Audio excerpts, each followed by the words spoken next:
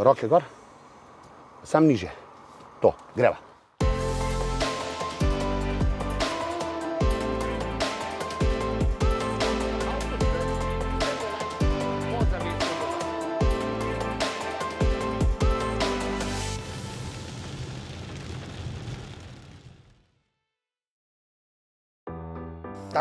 Tako, dinamično. Greva v zavoj.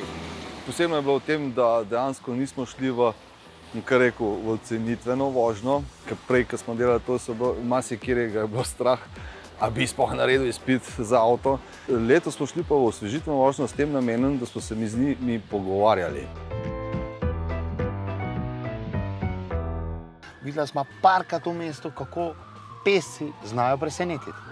In pol enkrat zmanjka časa in zmanjka ga vam, zmanjka ga meni. Pri teh situacijah, ko je nizka hitrost, pejte pa počasi. Ajde, en zelo lep stavek ste mi vmes povedal. Estno penzi. Ampak tukaj po vaši vožnji v tem modelu pa definitivno, kot da bi se vam ves začel, a ne? Da ne bi prepočas bil, da ne bi rekel, da sem neki bučko, sva to, ne. Pa malo pritisneš pa. Zdaj to je hudič skozi gledati na te znake 30, 40, 60, 80, ne. Tečno, ko hudič, ne. Dosadno. Enkrat je 70, pol za par metrov je pa že 50, ne. Zakaj ne bi združili nekako to skup, ne?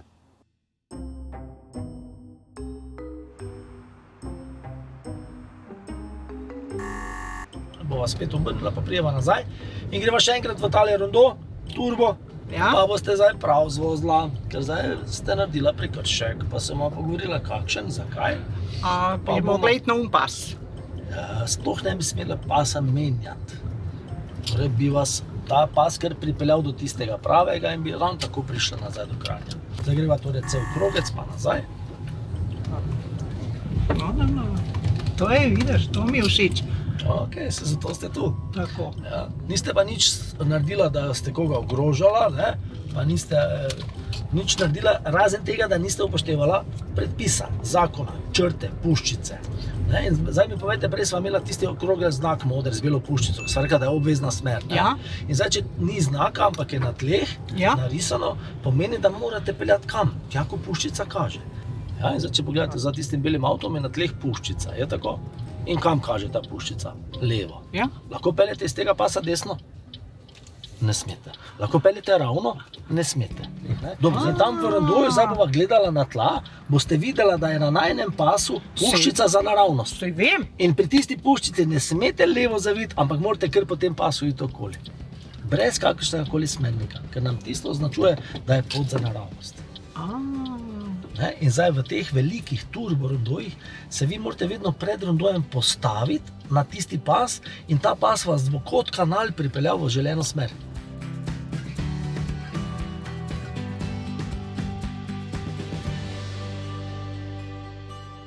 Skozi leta so verjetno tudi sami opazovali promet okoli sebe in se iz tega potem nekako naučili, kaj je dobro v prometu. Ni nujno prav, delajo tako, kot delajo drugi, ampak stvar do neke mere funkcionira. Kolesarske pa peš poti ob cesti, to je šele zdaj 5-10 let, če obstoja. In to za moje pojme najbolj nevaren, kar cesto zožiti, pa zarisati, aj pešec, aj kolesar in ne vem. Jaz sem se bolj varenega počutil peljati, če ne bo nič zarisanega. Ker moraš glih tako omogočiti pešco.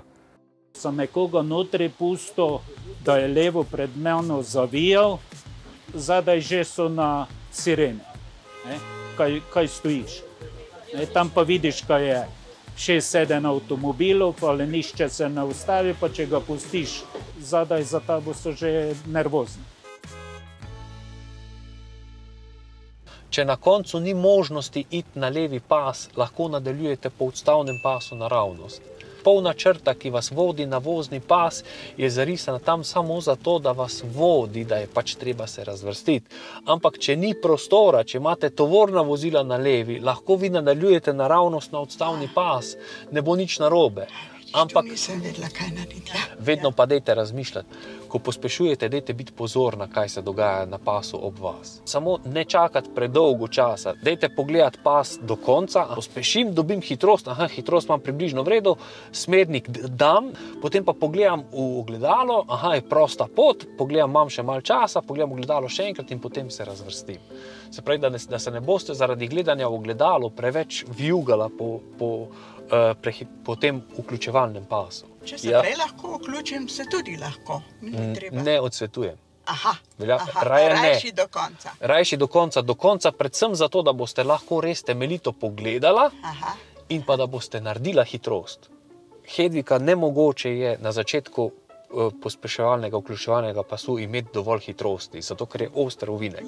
In če se boste hitro vključevala, se boste zagotovo, verjemite mi prosim, vključevala s prenizko hitrostjo. Kole vam paše sedeti? Paše mi. Zato, ker se vi celo pot, ker smo mi dva vozila, se vi dvigujete v sedežu. Ste vi, Tak navajen. Ampak zakaj se dvigujemo? Zato, ker je naklon preveč nazaj. Tukaj bi ga lahko malo poravnal, bolj naravno sedeti, pa boste lažje sedeli. Roke gor, sam niže.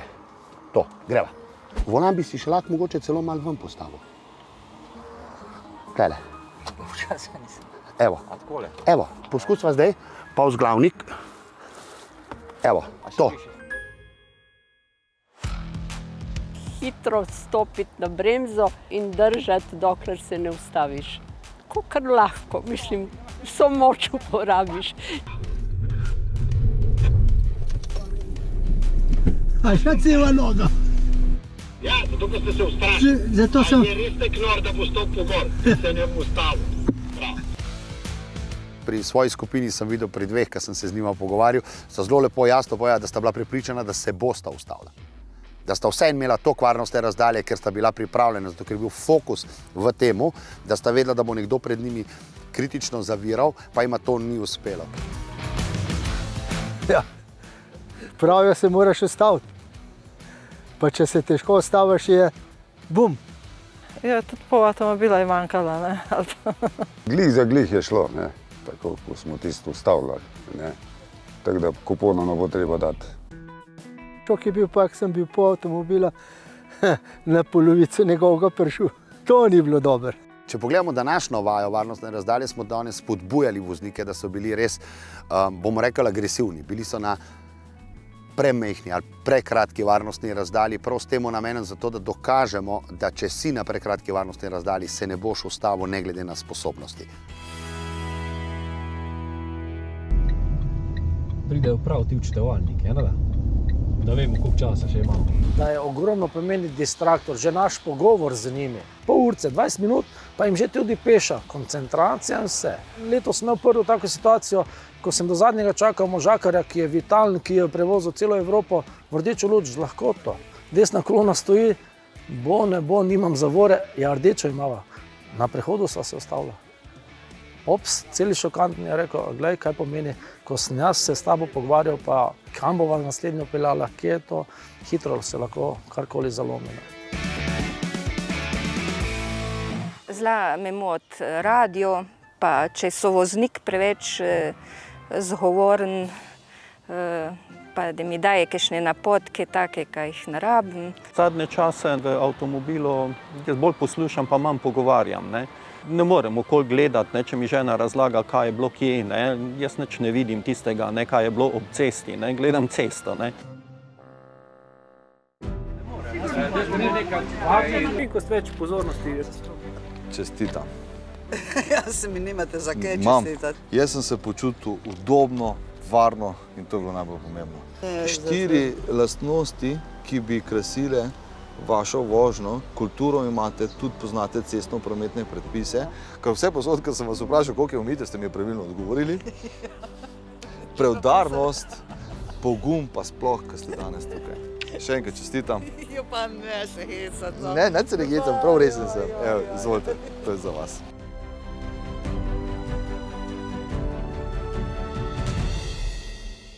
Večina od teh 150 voznikov, ki so z nami vozili na osvežitvenih vožnjah, ima izpit med 40 in 55 let.